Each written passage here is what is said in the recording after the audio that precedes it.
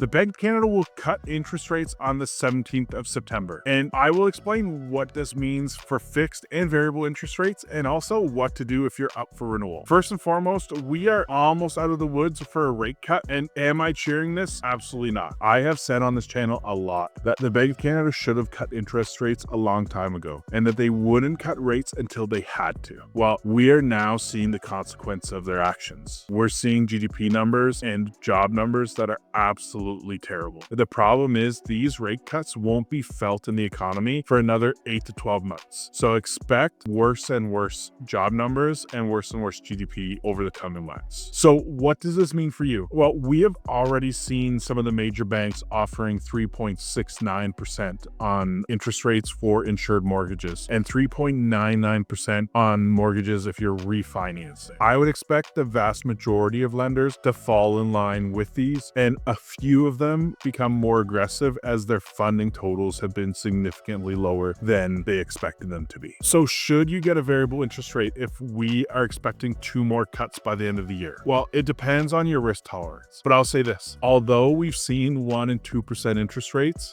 the vast majority of people do not expect that to return. So if you get a rate in the 3s, I think that locking into a term is probably the way that I go.